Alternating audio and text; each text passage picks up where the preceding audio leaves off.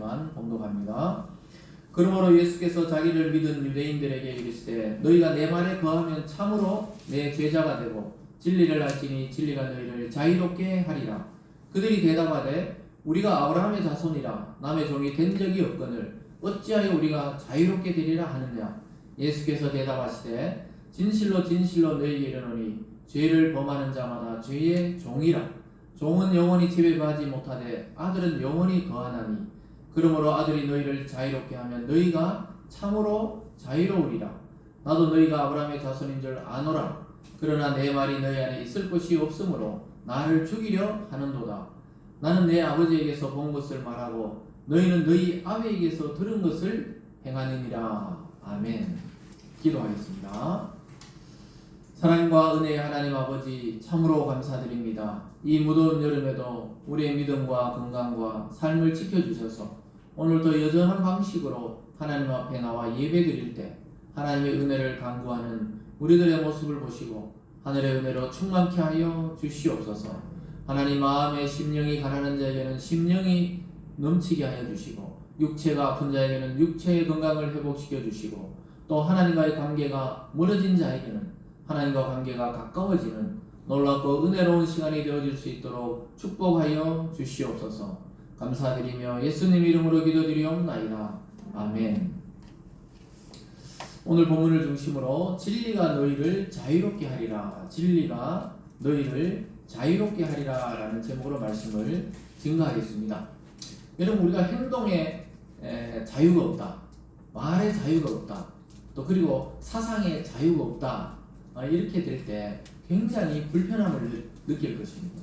특별히 이 몸에 자유가 없을 때는 굉장히 불편함을 느끼죠. 아프다든가 또 사고를 당한다든가 아니면 노쇠가 되어서 침대에서 일어날 수 없다든가 이렇게 되었을 때는 그 자유를 다 빼앗긴 것 같은 그런 생각이 들 것입니다. 몇 해 전에 땅속에 깊은 땅속에 갇혔던 그런 사건이 있었습니다. 그 칠레라는 나라에서 그 구리 광산의 광부들이 깊은 한 땅속에 한 700m 되는 그 지하에 매몰되어 가지고 나올 수도 없고 또 그 더 이상 들어갈 수도 없는 그런 지경에 빠진 적이 있었죠. 여러분도 아마 몇 년 전에 뉴스를 통해 전 세계에 중계된 적이 있었죠. 그래서 69일 만에 어떻게 구조가 되어 가지고 한 명 한 명 태양빛 아래 이 불빛 아래로 나오는 그런 모습을 전 세계인이 보면서 참 조마조마하고 또 감동적인 그런 순간이 있었습니다. 그들이 그 안에 내려갈 때만 해도 그 입구가 막히고 무너지리라고는 생각하지를 못했죠. 근데 우리나라도 좀 생각해보면 강원도라든가 이럴 때 탄광에서 예전에 매몰 사건이 있고 또 거기서 구조하기도 하고 돌아가시기도 하고 이걸 생각해보면은 이 구리 광산은 더 깊어가지고 말이 여러분 700m지 그냥 길에서 700m 걸어가는 것도 그런데 땅속으로 이 700m 내려간다는 것은 굉장히 깊이 들어간 상태였죠. 그래서 그들이 처음에는 여기서 이제 끝인가 싶어서 가만히 누워있기도 했고 또 서로 의견이 다르기도 하고 막 그랬다고 하더라고요. 그런데 지상에 있는 구조팀하고 어떻게 무전기인지 뭔지 어떻게 연결이 딱 되면서부터는 아무도 희망을 버리지 않고 자기 생명을 포기하지 않고 끝까지 견뎠다 이렇게 말을 합니다. 처음에는 작은 파이프라인으로 그 음식이라든가 또 뭐 그런 것들을 USB나 이런 걸 내려줘서 음악을 듣게 하기도 하고 또 그때 뭐 축구 중계를 보기도 하고 이러면서 이제 지상에 있는 그 일상을 보여주기도 하고 이러면서 소망과 희망을 갖게 했죠. 여러분 2달 넘게 그 지하에 갇혀 있다는 것은 굉장히 답답한 일입니다. 아마 폐소공포증이나 이런 게 있는 분들은 막 숨이 막혀서 살 수 없을 지경이었을 거예요. 그럴 때마다 거기 이제 총감독이 이제 감독이 있죠. 반장이 있고 거기서 이제 격려하고 서로 그렇게 하면서 견뎠다. 그러니까 여러분 소식이 없을 때와 소식이 있을 때는 이렇게 다른 겁니다. 자기들이 스스로 뚫고 올라올 수 없으니까 위에서부터 뚫고 내려가가지고 나중에 결국 한 사람이 나올 만한 그 관을 계속 그 해외에서도 기술자들이 칠레에 가서 같이 협력을 해가지고 구멍을 뚫어가지고 어쨌든 그 엘리베이터처럼 이 공사장 엘리베이터처럼 이 동그란 그 구멍을 만들어가지고 이 구조선이 내려가서 한 명 한 명 2명도 못 태워요. 한 명씩 해서 오랜 시간에 걸쳐서 그들을 다 구조해내는 모습을 우리가 뉴스를 통해 전 세계인이 본 적이 있었습니다. 야, 그걸 보면서 참 아무도 죽지 않고 다 살아나왔다는 거예요. 여러분, 저는 이제 그런 걸 보면서 목회자로서, 야, 우리가 인간이 아무리 노력해도 하나님께 닿을 수가 없었거든요. 개인적으로 도를 닦고 책을 읽고 또 수행을 하고 여행을 해도 하나님까지 닿을 길이 없었는데, 하나님으로부터 누군가 그 죄의 담을 뚫고 내려오신 분이 있었다는 거예요.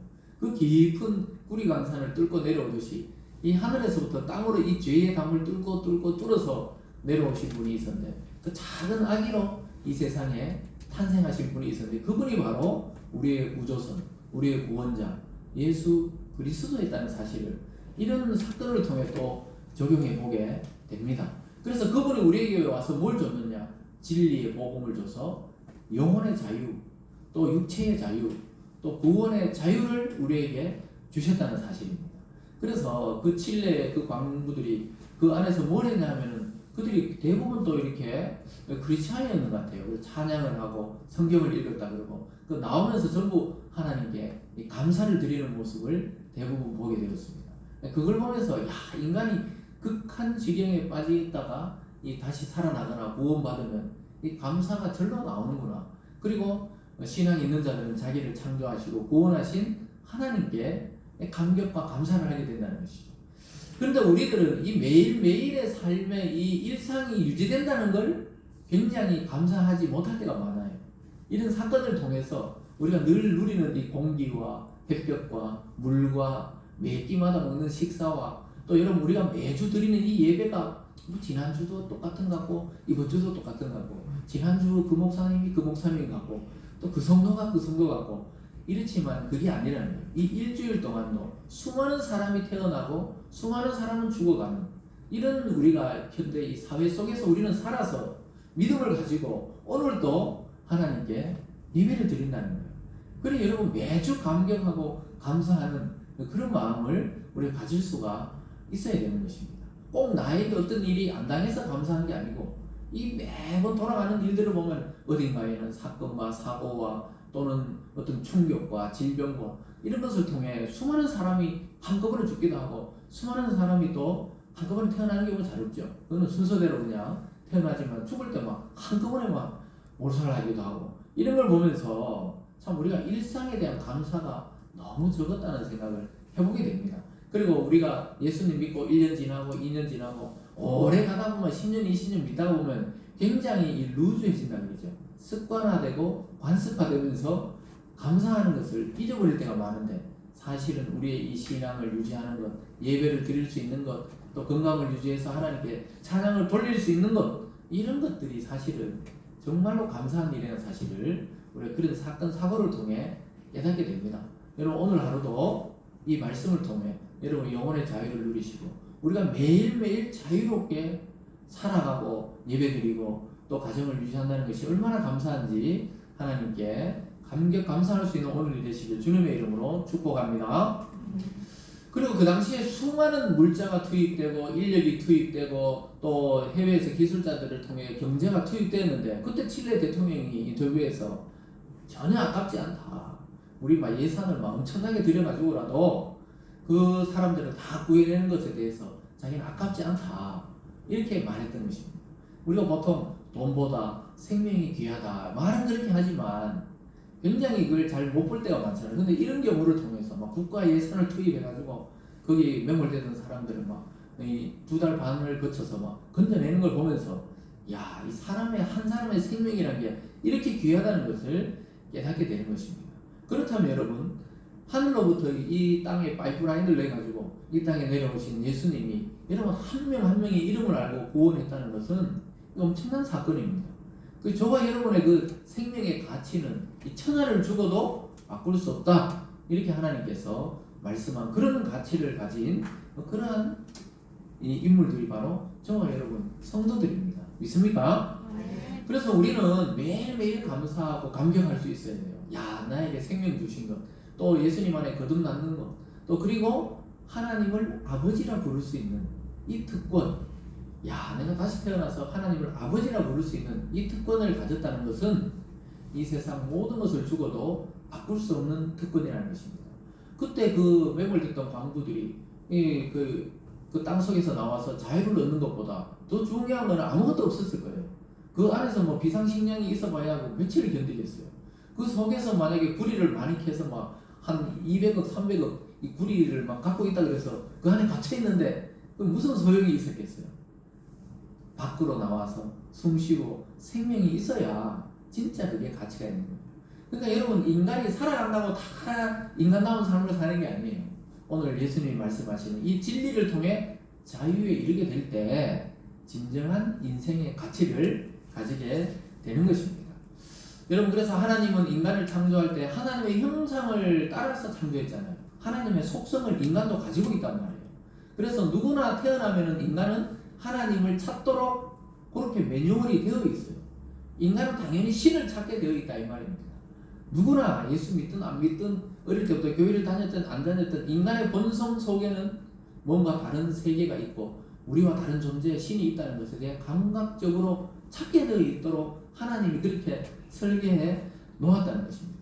근데 인간이 죄가 들어오고 타락된 이후로 이 기능이 거의 마비가 되었어요. 근데 예수님 믿는 사람들은 성령을 통해 거듭나면서 하나님이 내 옆에 계시고 우리 아버지시고 우리와 싹 가까이 있다는 사실을 깨닫게 되면서부터 다시 인간을 창조하실 때 그 하나님의 형상을 우리가 지금 회복해 가는 중이죠. 그래서 우리가 하나님을 아버지 이렇게 하는 겁니다. 우리의 근원이시요 또 우리가 돌아갈 것이요 우리의 존재를 있게 하실 분이다. 그래서 명칭을 아버지 이런 명칭을 쓰는 겁니다. 왜 어머니를 안 그러느냐 뭐 또 이런 분들이 있는데 그 부모라는 이 개념이 그 아버지라는 속에 다 들어가 있는 거예요. 다 들어가 있는 거지. 그래서 성부 하나님 이렇게 말하는 것입니다. 어쨌든 우리는 계속해서 하나님을 추구하도록 인간을 만들어져 있어요. 그래서 옛날보다 지금 물질적으로 훨씬 풍요로워도 왜 인간이 더 공허하고 또 마음에 불안하고 또 뭔가 더 이게 아닌 것 같은 마음의 갈증을 더 느낍니까? 하나님을 못 만나서 그런 거예요. 그 지하 매몰된 데서 계속 거기서 숨막혀 살아가니까 지상에 공기가 있다는 걸 잊어버린 거예요. 지하에 계속 사니까. 그 우리가 이 지상에 계속 타락된 세상에 살다 보니까 하늘의 공기와 하늘의 그 감동을 잊어버린 겁니다. 근데 우리가 말씀을 통해 또 기도를 통해 설교를 통해 그 감각을 계속 찾고 있는 것이죠. 여러분, 오늘 말씀을 통해서 우리가 정말 찾아야 될 것은 영원한 진리의 말씀을 듣고 내 육체와 영혼과 또 그리고 마음의 자유를 얻는 것이 가장 행복한 일임을 깨닫게 되기를 주님의 이름으로 축복합니다. 오늘 첫 번째로 보면요. 그러면 누가 이렇게 진리로 인도하는 이 자유로 인도하는 진리를 줄 수 있냐는 거예요. 아까 말했잖아요. 그 지하에 있는 사람들이 스스로 그 길로 올라올 수가 없단 말이에요. 너무 깊은 데 빠져가지고 위에서부터 뚫어야 올라갈 수 있는데 그럼 과연 누가 이 인간이 진리를 줄 수 있냐는 거예요. 그 진리라는 것은 일반적인 학문도 진리라고 해요. 그래서 보통 대학교에 가보면 진리의 전당 예전에 이렇게 말했어요. 그리고 진리의 상하탑 그리고 뭐 기독교 미션 스쿨은 진리와 정의와 사랑의 나라를 위하여 이게 교훈이었어요. 대구에 있는 여기 미션 스쿨 대학교에 그 빨간 벽돌로 지은 대학교 가보면 우리 집사님 우리 최 집사님이 그 학교 출신이죠. 그 예전에 여기 뭐 대명동에 가보면 노천강당 앞에 진리와 정의와 사랑의 나라를 위하여 이 교훈이 쫙 박혀져 있었어요. 그 성경 구절에 나오는 그걸 이제 응용한 건데요. 어쨌든 기독교 학교가 아니더라도 진리와 정의 뭐 이런 말을 진리란 말을 대학교에서 굉장히 많이 썼습니다. 그래서 막 진리를 탐구하고 철학을 탐구하고 뭐 이래서 이런 진리도 뭐 일반적인 진리라고 볼 수는 있어요. 근데 성경에서 말하는 진리는 그런 학문적인 진리를 말하는 게 아닙니다. 성경에서 말씀하는 진리는 생명을 살릴 수 있는 그런 진리를 말하는 것입니다. 무엇이라고요? 생명을 살리는 뭐 그런 말씀을 진리라고 하는 거예요. 그러니까 일반적으로 우리가 모르는 학문을 배우는 그런 게 아니고 생명을 살릴 수 있느냐 없느냐 이 진리를 말하는 거예요. 그럼 과연 누가 생명을 살릴 수 있는 이 진리를 우리에게 줘서 우리의 생명이 자유롭고 영혼도 죄에서 속박을 풀려서 자유롭고 이런 자유로운 진리를 누가 줄 수 있느냐? 예수님 스스로 오늘 말씀하고 있어요. 내가 줄 수 있다. 위에서 온 사람만이 아래에서 난 자들을 구원할 수 있다. 이렇게 말씀하고 있습니다. 23절로 가보면요. 오늘 제가 읽어드릴 본문 앞쪽 23절로 가보면 이런 말씀이 있습니다. 예수께서 이르시되 너희는 아래에서 났고 나는 위에서 났으며 너희는 이 세상에 속하였고 나는 이 세상에 속하지 아니하였느니라. 예수 분명히 말씀하잖아요. 예수님이 이르시되, 예수님이 말씀하고 있어요. 그 사람들 보고 너희는 아래에서 났고 나는 위에서 났다. 출발이 다르다는 거예요. 이 세상의 모든 사람은 아버지 어머니의 그 일반 생육법에 의해서 사랑에 의해서 태어나게 되었죠. 그래서 다 아담 안에 죄라는 이 유전인자, 죄를 안고 태어났어요. 근데 예수님의 출발은 어디라고요? 나는 위에서부터 났다. 하나님으로부터 출발해서 육체를 가지고 태어났지만 하나님으로부터 출발했다는 것을 이야기하고 있습니다.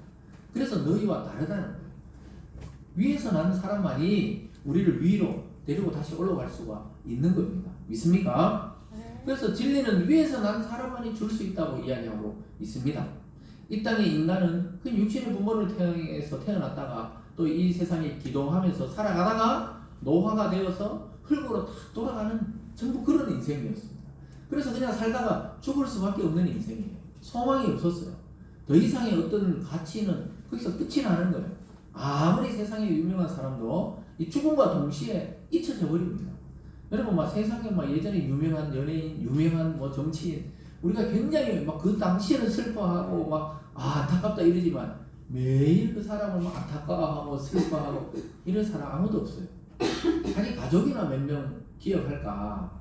거의 다 잊혀집니다, 사실은. 인간이 그런 거예요. 그래서 솔로몬이 자기가 국위 영화와 왕자리까지 누려봤는데도 노년에 전도서에 보면 헛되고 헛되다, 모든 것이 헛되다. 왜냐하면 이 많은 이 국위 영화를 내가 모르는 놈이 다 차지할 거 아니냐 나중에, 이런 말을 전도서에 쓰고 있단 말이에요. 그래서 그냥 우리가 하나님 모르는 인생으로 살면 그렇게 헛되고 모든 것이 헛된 것으로 끝이 난다고 전도서가 말씀하고 있는 것입니다. 그런데 예수님도 말하고 있어요. 위에서부터 나지 않는 사람이 어떻게 밑에서 난 사람을 구할 수 있고 그 구원하는 진리를 줄 수 있냐는 거예요. 우리 뭐 또 이야기합니다만 아까 그 구조선이 위에서부터 내려와서 밑에 지하에서 갇힌 사람을 끌어올리듯이 하나님으로부터 누군가 오기를 계속 구약의 성경에서 보면 기다렸단 말이에요. 하나님이 보내는 그 선지자, 하나님이 주시는 그 메시아, 그를 계속 기다렸단 말이에요. 그래서 결국은 때가 되어서 하늘로부터 이 땅에 성탄을 하셨죠. 그래가지고 인간을 구원할 자로 하나님이 우뚝 세우신 분이 바로 예수 그리스도입니다. 그래서 예수님은 오늘 직접 이야기하잖아요. 너희는 땅에서 났고 나는 위에서 났다. 또 나는 이 세상에 속하지 않았고 너희는 이 세상에 속했다. 무슨 말인지 아시겠죠? 우리가 똑같은 육체를 가지고 오셨었지만 소속이 달랐어요.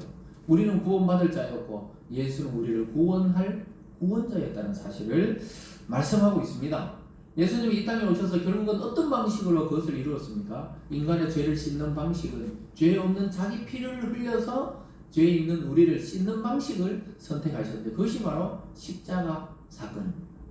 그래서 왜 기독교는 십자가냐? 그냥 기독교가 거기 있다는 걸 알리기 위해서 한 게 아니고 십자가 외에 다른 방법이 없다는 것을 알려주는 거예요.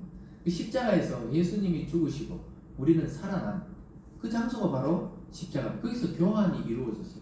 예수 피로 우리 죄는 씻기고 죄 있던 우리는 깨끗한 피로 다시 예수 피로 우리가 받아서 생명을 누리게 되었다. 이걸 상징하는 게 바로 십자가입니다. 그래서 교회들마다 막 종탑 위에 십자가를 그렇게 세워놓던 것이죠. 그래서 십자가 보면서 그런 생각을 해야 돼요. 야, 예수님이 이 세상에 나를 구원하기 위해서 저 십자가를 지러 내려오신 사건이 바로 크리스마스 성탄이었구나. 그리고 나는 이 땅에 살다 끝날 줄 알았는데 하늘로부터 오신 분이 나를 다시 하나님의 나라로 데려가시는구나. 그 작업을 하시려고 예수님이 지금 이 땅에 내려와서 진리를 선포하고 있는 것입니다. 그러면서 예수님이 이렇게 말해요. 못 알아들으니까 28절에서 이렇게 말씀합니다. 이에 예수께서 이르시되 너희가 인자를 든 후에 내가 그인 줄 알고 또 내가 스스로 아무것도 하지 아니하고 오직 아버지께서 가르치신 대로 이런 것을 말하는 줄도 알리라. 유대인들이 계속 믿지 않으니까 예수님께서는 너희들이 믿지 않는 걸 알고 있다. 그러나 내가 든 후에, 내가 들린 후에는 너희가 나를 그인 줄, 그러니까 메시아인 줄 깨닫게 될 것이라고 이야기하고 있어요. 예수를 믿는 자들에게 이야기하고 있어요.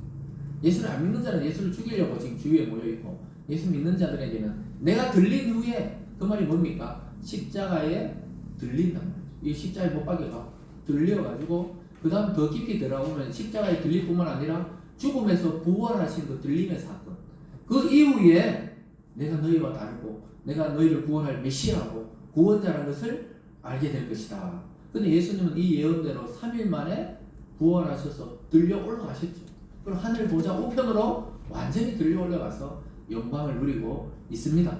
그래서 1차적으로는 십자가의 들림을 말하고, 2차적으로는 예수님께서 완전히 모든 죽은 자 가운데 부활해서 부활의 그 생명으로 죽음을 깨뜨린 사건을 말씀하고 있습니다.